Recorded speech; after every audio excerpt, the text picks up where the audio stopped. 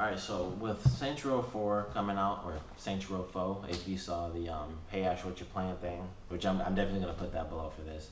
But with Saints Row 4 coming out, I believe in 2 days. I'm not even sure what today is. But it comes out on the 20th, so I think it's either tomorrow or in 2 days. I decided, got to do Saints Row the third. I have Saints Row 2. I unfortunately don't have Saints Row 1, but I played like a couple of missions out of it. So I do know, the story from the beginning pretty much for the Saints Row franchise, even though it's a really silly over the top story, it does actually follow a certain order. And oh, I have to mention this, of course. I can show this under free right usage for reviews.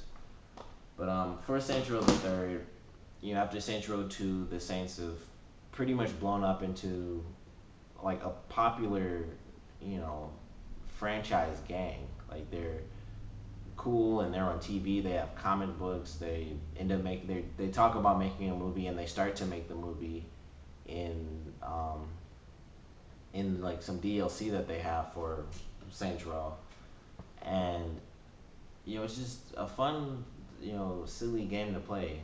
And personally, like I love the game. A lot of people complain because it wasn't as dramatic as two was, because it just two definitely does have some really serious moments along with the really over the top, funny stuff. And a lot of people hated the fact that, Saints Row the third or Saints Row 3, whatever you want to call it.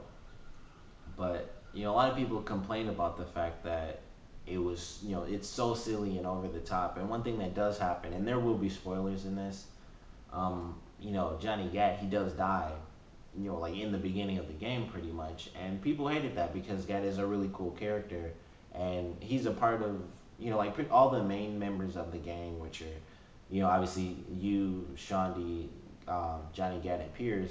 All of them have their really funny moments, but Gat was in the first game, and I believe Pierce and Shondi both came in two, and so Gat being basically the only other person aside from you as the player, who is in the every single game, with him being like that, it was kind of a big deal when they kill him off, especially when it's something so minuscule as he pretty much just dies on the plane and you don't get to see him sort of really go out in a blaze of glory or anything like that. But I guess we'll see how things work out in Saints Row 4 because they have a trailer where he does come back.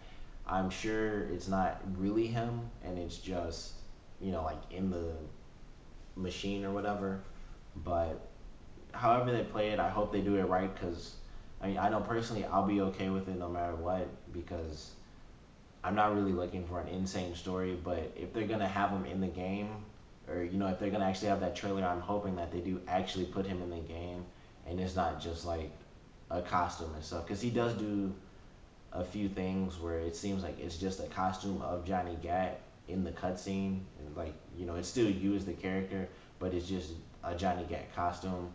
And I'm hoping that that's not what they did, and they actually, I don't know, find some insane way to bring him back. Like it's virtual him, but somehow the Saints find a way to like control a virtual reality and make like a clone of Johnny Gat that's a normal Johnny Gat and not what they did in the DLC for this game. But like I love how this game played out. Like some of the stuff, like I said, a lot of the complaints about the different styles and things like that for all the different groups that you end up, or different gangs you end up fighting against, like in 2, where every gang had their own set storyline and set path that eventually went into the final ending of going against the Ultra Corporation. This one instead, you start off against different gangs, but then like fairly early on, I think it's really only one or two main missions in, or maybe two or three main missions in, they pretty much all become one giant group. So they don't all have their own separate storylines. You have like the Morning Star and the, I was about to say Sons of Samdi, but that's from 2. We have the Morning Star, I can't even think of the other two names, but you have like the wrestling group and then like the techno group, which I really love them because they have the one, the girls on like the roller skates who have like the seismic hammer weapon, which the only thing I hate about that is the fact that you can't buy that weapon. You can only get it if you fight those characters. And like that really sucks that you can't get that special weapon in any way. Even when you beat the game, you don't like unlock those special weapons, even from like the luchadors or whatever the name of that group is. They have like an automatic grenade launcher where the grenades just shoot out like really quickly and they'll blow up and stuff. You can't buy that weapon. You just have to kill that guy and take that weapon from him. And I think the same goes for like the Gatling guns and the flamethrowers from the brutes, pretty much. Which it kind of sucks, but mostly I really just wanted that seismic hammer because if you played three, you definitely know what I'm talking about. That's one of the coolest weapons in the game for sure. And it's just unfortunate that we don't get to just purchase that weapon and just like go around like using like a seismic hammer and like just blowing stuff up. But the story for the game I think was pretty interesting. You have like the leader of the Morning Stars, this older guy. You know, he wants to pretty much just control everything. And obviously, you being the leader of the Saints, you're not gonna let that happen. It's like not pretty much. You won't let it happen. And so you go through, and like I mentioned, there will be spoilers. You go through the game. Eventually, you end up killing him, and then the luchador Killbane, he ends up taking over. And once he takes over, I think the game really does go into a lot of. It does actually have sort of the dramatic elements to it that a lot of people might have missed, because once the Morningstar leader dies and Killbane takes over, he's kind of trying to control everything, with brute force and like not really tactics, which he kind of shows when he ends up killing one of the twin characters. He kills her like in front of her sister, in front of everyone, which is really just her sister and the Yuri Lowenthal, because I can't remember the character's name, but Yuri Lowenthal's character, and he picks her up and he just like snaps her neck because he can do that, and he just drops her on the floor and he's like, all right, now you have to listen because I'm in control and we're gonna do exactly what I want. And that leads into her sister turning to the Saints and actually becoming one of your gang members. And it's actually a pretty cool twist that some people might seem like it was just skipped over, but it kind of just happens as it naturally does. He killed her, and she had the thought process, I got to get out of this because obviously I'm not going to work for someone who just killed my twin sister. So she leaves and she actually joins your gang, which I think is pretty cool.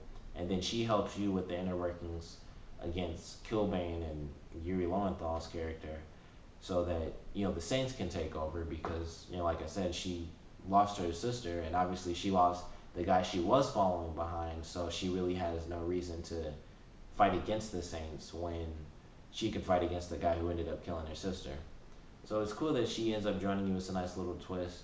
And then you go through, and they have certain portions where you do get to make choices in the game. They're kind of minor choices. They're little things that'll happen where you can get like a discount on weapons or a discount on cars, which they do once you beat like Yuri Lowenthal's character in the like the cyberpunk level, which I really love. That's definitely one of my favorite levels because you go through, you get like a mega buster, and you just like shooting people, and then the end of the game or end of the level, I mean, you fight as like a giant dragon, and I wish they found a way to put that into the game as like I guess it's like a vehicle somehow. I don't know, like they could count it as a mech, I guess, and you can go through and just like run around town like swinging a sword and like breathing fire on people. Not that you'd be able to fight anything because you'd be like a giant dragon, but it would still be cool to do that. But unfortunately, we don't get to do that outside of that specific level. But the little choices they give you like that. I guess the biggest one really is the portion where you get to choose whether or not you want zombie helpers or SWAT helpers, and you can choose that.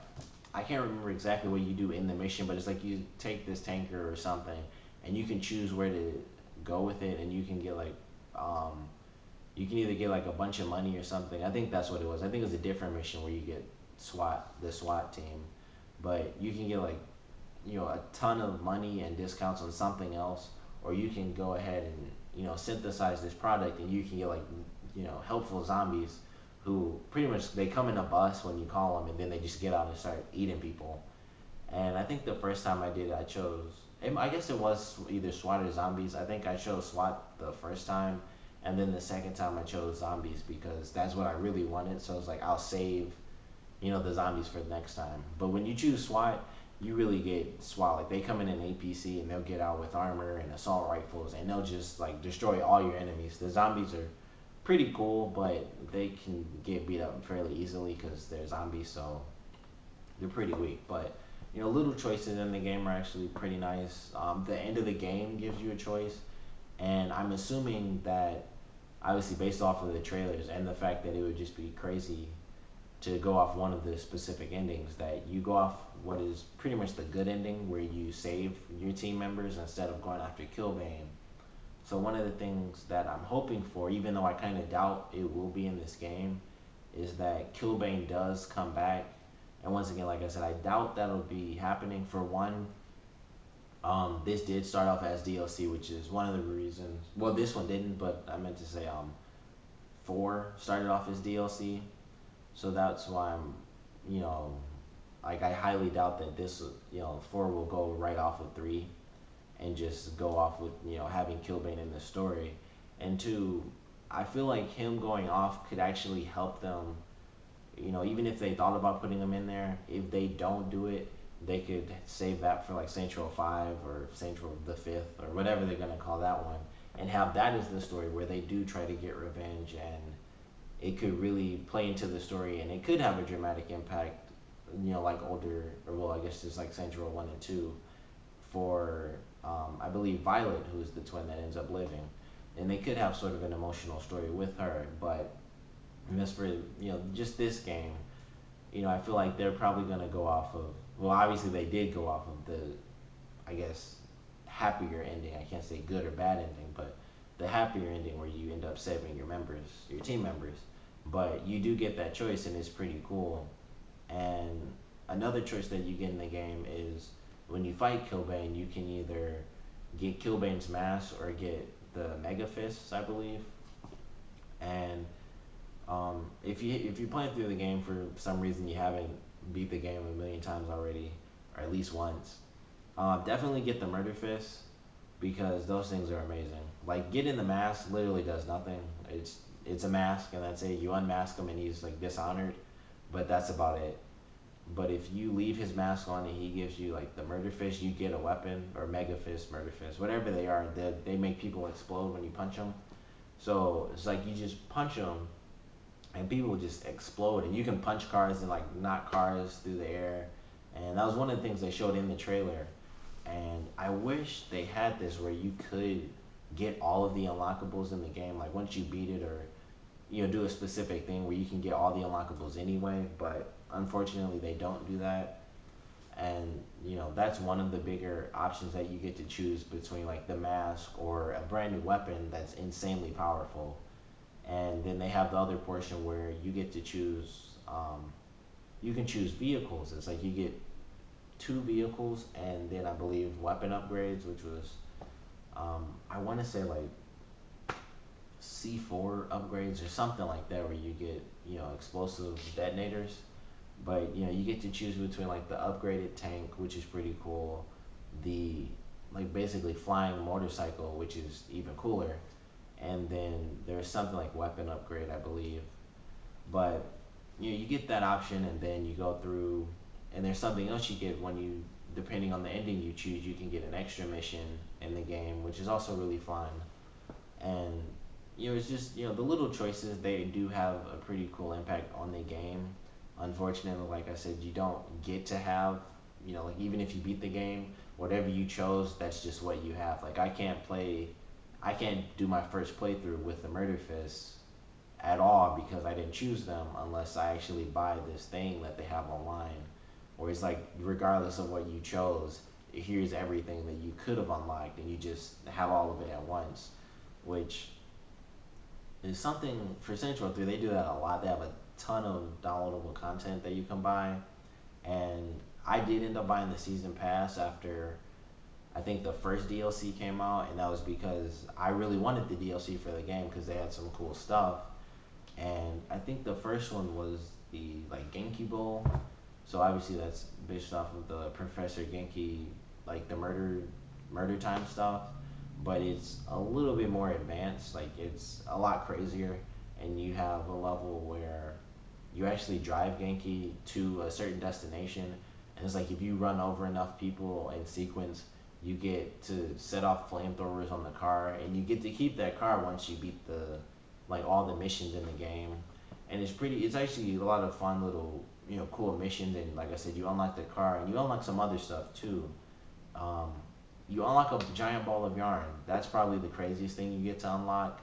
And I like to bring that out when I play multiplayer, and I'll just like call it in. It'll be like a giant ball of yarn rolls down the street, and it's pretty much a giant tank, and you just roll over stuff, and it has a seismic wave button, where you can just like blow everything up around you, and kind of bounce through the air. But that's really cool. Um, I guess one of the lesser things is you get like pink trucks from like they're like sponsorship style trucks, and they're just the Morningstar trucks, but they're like pink and they have like Genki on the back and stuff like that. But it's nothing too special. You get a four wheeler that's called the Verminator, and it has like a mouse face on the front. I actually didn't even know the game had four wheelers in it until I got that DLC, and I was like, oh, that's cool. And then like probably 3 weeks after that, still, I ended up finding like a random group of people driving four wheelers, and I was like, oh, I didn't know these were in the game in the slightest. Like I had no clue. I thought it was just a specific DLC thing, but it's just that it has the mouse design on it, and that's all. It's different, really. But the DLC I thought was actually pretty fun to play. They also have the one where you're making a movie, and it's not the. It might be the Gangsters in Space thing. I think the ending level for the Gangsters in Space for the regular game is different than the DLC that they have, but that's really fun too. And that one gets really silly. I love the actress that they had in that, and she's like a side character, and she like hates the director because he's like talking crap to her the whole time, and he's like, like, oh, you're doing great, and then she'll say like, how am I doing? He's like, oh, you ridiculous, but we're just gonna keep going anyway because we don't have the time to wait for you. And like I just love that because it's so funny, like her interaction. And like all the DLC personally, I thought it was pretty well done. There was only the one thing I think that was missing from the game were actually trains. And the reason I say that is because there are like train tracks in the game. And when the game came out, and they mentioned like, oh, we're gonna have DLC for this and stuff like that, I thought one of the DLC has to like put trains into this game where like they're making a monorail system or something like that, because there are train tracks in the game. In like it's only like one island, I believe, in like a little section of it, but it's definitely train tracks that are like over your head, unless it's just a random thing, just for no apparent reason. I'm pretty sure they're train tracks, but they don't have trains in the game unless I've been missing them this whole time, which I guess could be possible, but highly unlikely considering you can like get like a jet and just like fly all over the place. And I've never once seen a train or heard a train like in two. But that was something that I thought was weird. And of course, if they are in the game and I missed them, definitely comment below and let me know that, and I will search like crazy to try to find a subway train that blow up like in two. But I'm pretty sure they have train tracks and just no trains in the game for some reason. But aside from that, I really love the game. Um, One other thing I always wish they did, and this is just for open world games in general, I always wish open world games will let you replay missions, but unfortunately no one seems to do that. Like Grand Theft Auto didn't do it until like their second DLC, and Saints Row doesn't do it, and I'm hoping they do it in this new one. I really hope like everyone just follows that example, because like that's one of the worst things. That is the worst thing about open world games, is that you can love the entire game and be like, man, I really love this specific mission, and then you just can't play it because you have to, or you don't want to, take the time to play it again, because that means you'd have to play through the entire game again, at least up to that point, just to have, that one really fun mission that you love. So hopefully in Saints Row 4, we'll get to have, level select and stuff. Once we beat the game, choose whatever mission you went through, stuff like that. Because there are some really fun missions in the game, and it would be fun to play them again, especially with all the upgraded powers and stuff. But we do get to replay the last mission. That's pretty much the only one you can replay is the last mission, and all the DLC stuff. They let you replay those as well. But like the last mission, they let you replay it, and that you can go through. Like once you do it the second time, that's it. Like they only let you replay it so that you can unlock the other stuff, from the game. That's pretty much it. Like you get to see the other ending, and you get to unlock the extra stuff that's in the game, and that's it. That's all you get to do. And once you do it the second time for the other ending, you're done, and you don't get to replay anything until the DLC come out, and then they let you replay those as many times as you want. But hopefully, like I said in 4, we'll get to see a level select system once you beat through the go through the game, and we'll just have to see where things go from there. But as far as Central the Third goes, I definitely love it. Insane weapons, of course. Obviously, the biggest thing was the dildo bat in that game. But insane weapons. Silly, insanely silly, over the top moments. The customization I really like in that game, or in this game, I guess. Obviously better than 2 just because of the graphics and stuff, but the character upload thing was actually a really cool feature that they added, and they also have that right now for 4 because I downloaded the inauguration station they have, and you can go through and choose your voice. They added pitch, so you can have like a robot type character in the game now. They didn't have all the clones that are going to be in the game. I know they didn't do that for sure, but they have a huge selection of stuff that you can pick, and you can do tattoos, and just upload a character that you created either for yourself or just for other people. And definitely check out Central.com. You can make an account or whatever, and you can download like any character, because there's like I've seen a guy who made the mask. Black Mask is on there. Black Widow is on there. It's really well done too, because they actually have her specific hairstyle in the game.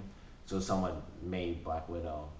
One of the funniest things, Nolan North is just like one of the voice options in the game, and it's not like male 4 or anything. His name is in there as an option. It's like male 1, 2, 3, female 1, 2, and 3, and then it just says Nolan North at the bottom. And I thought that was just a random thing to mention, but definitely a great game. Check out Central the Third. You can, I guess, do it right now really quickly. You can get the full package for, that's actual mode, Central for the full package is the title of it. I want to say it's $30, or it's probably $20 because that's old too now. And you can get that, and then check out 4 when you want to, which I will also have a review up for, I guess. But comment below, let me know what you think of Central the Third. Obviously Central 1 and 2, how does the progression of the series look to you, and obviously with 4 coming out really soon, in like 1 or 2 days, what is the how does the progression from Central 1 to Central 4 seem to you? Is it good? Is it bad? Let me know what you think of the game, and thanks for watching.